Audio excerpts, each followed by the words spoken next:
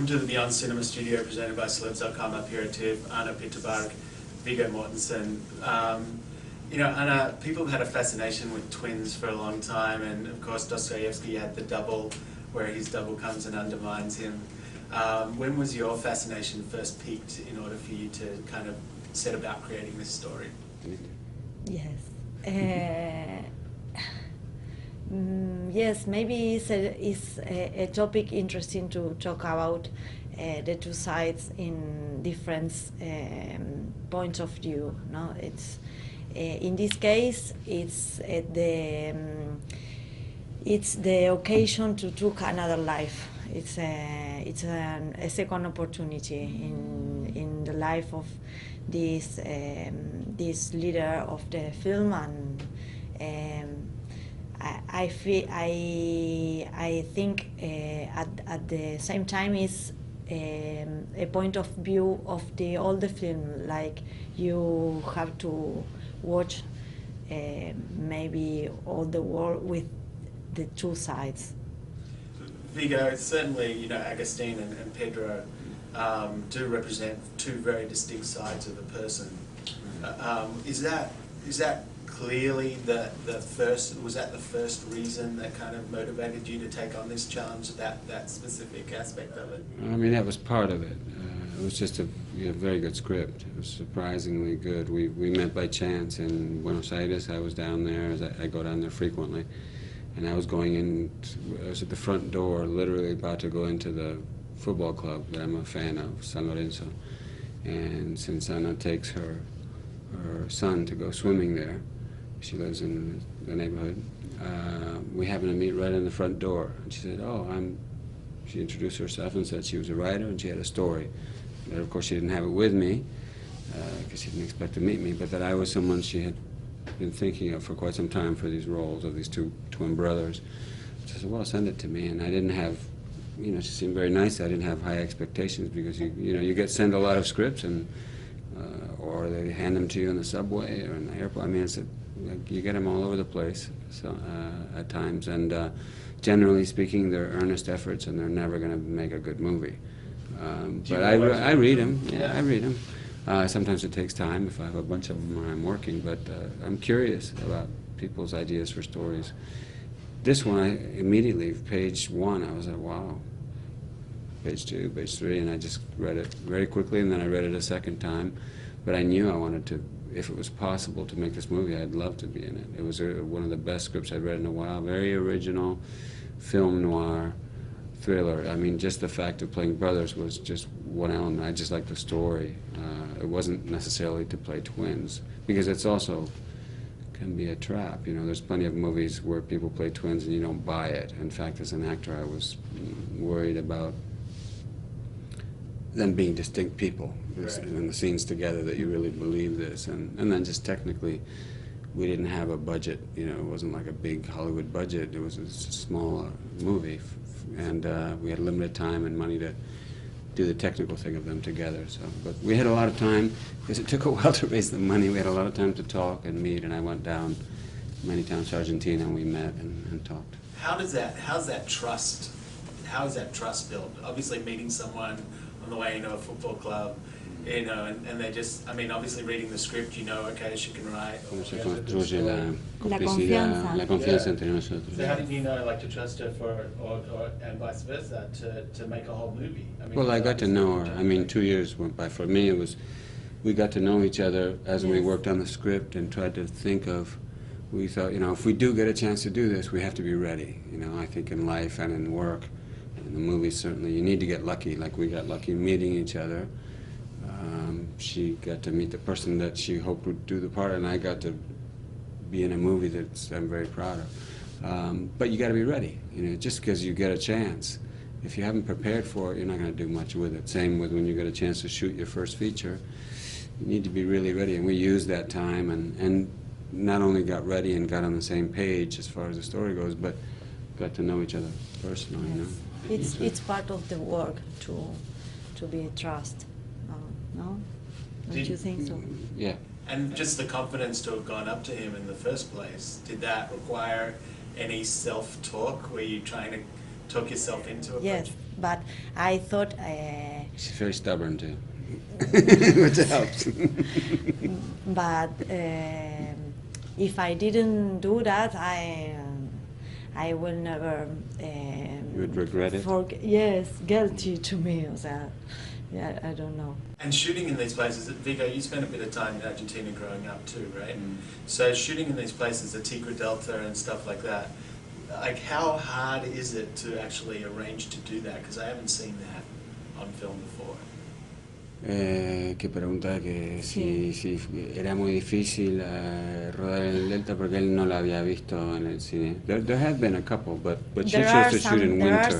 There are some films. There are some ones from 2 or 3 décadas atrás. Yeah, like 20 years ago, 30 years ago, and La León también. Yes, and some ones, yes. There was one a few years ago that was not bad, but they're shot in summer. But it's, yes, and it's difficult to shoot in there, yes, because all the transport is in the river, no? In boats. Yes. Camera equipment, people, even shooting. You know, we're shooting from boat to boat a lot, and it was like a lot of movement, a lot of tides, and winter. Very short days. Yes, and the river come up and come down along the day, so it's really difficult. For continuity and just getting the hell out of there if the water goes down. Is that also part of the excitement of it all? Yes. Lo hizo más divertido. Yes. It was. Obviously, he worked with Cronenberg a few times. He made, Dead Ringers. Obviously, has that experience. Making a successful movie about twin brothers. Did you consult with him at all? Did you talk to him about it? I did call him, and I told Anna I'm going to ask him, if he has any pointers, and, basically his approach and what he told me about Jeremy Irons' approach to differentiating these characters was sort of, we were on that path already, but it was sort of a confirmation. Also, it was a different time in which he shot it, different sort of budget. And in that movie, you see the two brothers together all the time. In ours, it's only for part of the time. But it's important that if those scenes that they have together, if they don't work, the movie's not going to work. Right. So I think on a technical level, we were concerned about getting it right. But she did that really well, and we had, she had experts who really helped us do it. And then on the acting side, my concern about them being different. What helped was, maybe she can talk to you about their technical thing, but as an acting thing, exercise, I guess, or challenge, it was fortunate that I shot everything that Pedro had and Agustin had with other characters first, and it was at the end, very end of the shoot, that we did the scenes where they're together. So by then, I knew them well, and I liked them and disliked them, each for their, it was funny, because we'd be shooting a few days Pedro, and then we'd say, Pedro's cool. We really like him because he's kind of an outlaw and he says what he thinks and he's kind of... And then, we're thinking, well, when we shoot Agustin, I don't know, it's not going to be much fun, is it? And then we get to Agustin and we liked him too because he's got problems and he's more, he's complex. Reserved and he's complicated. He's got a dark side, but it's well buried at first, and then he's, you come to, it was an interesting process, falling in love with one character and the other and talking about him as if he's in the room, the two of us. By the time we got to the end to shoot, we knew them, no? Yes. It was difficult to imagine all the time how it's going to be the scene with together, no? So because we shoot first one and then 2 days later the other, so we have to... Yeah, different layers of film, and I'm talking to nothing, but I said to her, don't worry, I've talked to orcs and trolls and things, and they weren't there either, and I felt really silly then. I'll feel silly now, but it can be done. Well, I think someone said, I was reading something and it said, I knew he spoke Elvish, but I didn't know he spoke Spanish. So it's like it is pretty amazing for an actor. Obviously you've done some Spanish language films before. I had done 3 before, but I've never done one in Argentina. So, but this was special because, as you say, I was partly raised there. One of my first decade of my life, I was there. But for you, is it a process where you still have to translate things in your head to create that language, or is it instinctive? No, because no.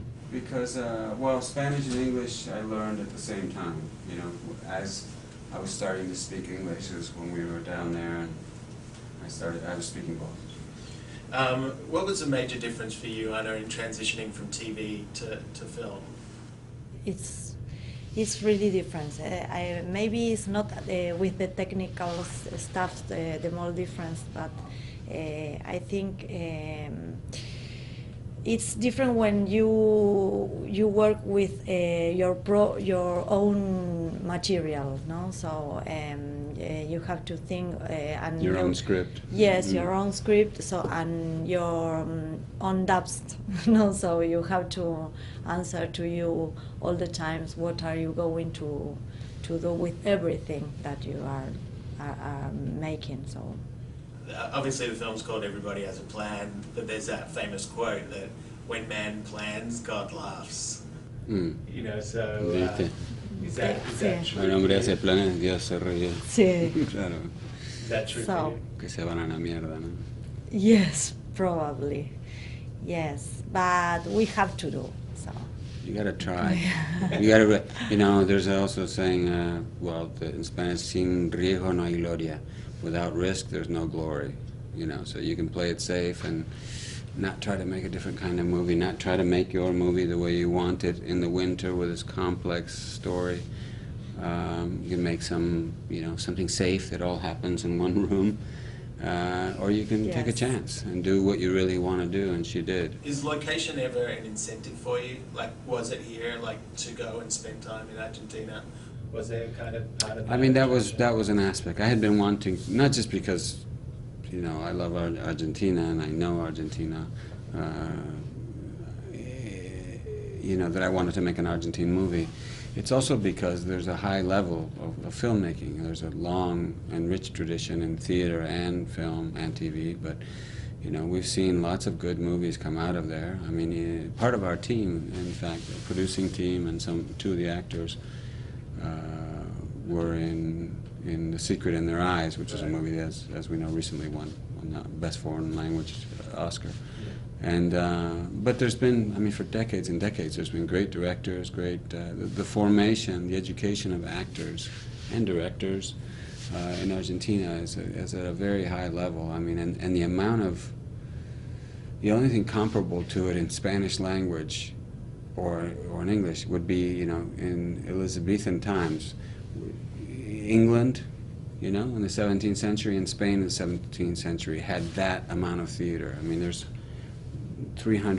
between 300 and 400 independent theaters putting on shows every night in Buenos Aires. It's a constant creation, new plays all the time, and filmmaking too, small movies, all kinds of movies, and there's in the Spanish language internationally, Argentine acting teachers are probably the most respected. I mean, so I wanted to be part of the history of Argentine movies, and now I am, but with a very good entry, you know. And a good excuse to go back there and watch some more football games. Yes, yes, that was nice. That was nice. We have, and down there it's, I suppose it's like rugby in Australia, or I don't know, but there's you know, there are sort of little civil wars and families down there when you're not all on the same team, and I have to say that I was a bit lonely on this movie because there was me and there was one guy who was sort of a security guy who watched the boats and stuff. We were the only San Lorenzo fans. I think it's a good thing to have a security guy. Yeah, excellent, excellent. But our director is from Boca Juniors, which is a big team, and many of the actors were from Boca Juniors, I have to say, and many crew members. But there were all kinds, and you know, I have traditionally every movie set, every day I hang the San Lorenzo flag, right? And I did that, and then I realized in Argentina that's going to be, you know, so I went and we got a Boca Juniors flag. We started with those two, and by the end of the shoot, we had like about a 20-30 meter string, like heavy-duty cord, with every first and second division flag. It was really heavy. I had a separate suitcase, and I took it to when we did. You had to work a lot with us. It was like I had to get to work a half hour early just to hang it from whatever location, in the trees, whatever. And when we shot 7 weeks in Argentina, and then 2 weeks of interiors in Spain. It was an Argentine-Spanish co-production. And I took a little suitcase for this thing, this big giant thing of flags, and went there. And then when we got there, of course, we had some new crew members who were Spanish, and they were looking, what are these flags? So then I went out and I got all the Real Madrid. yeah, I was in Barcelona, and made sure I hung, Boca and River separate. And Real Madrid and Barcelona, kept them apart, You're a true diplomat. Yes, but it was great. And now, this string of flags is in her son's bedroom. That was the beginning. Well, thank you for your peace mission around the world, and thanks for spending a few minutes with us. We appreciate it.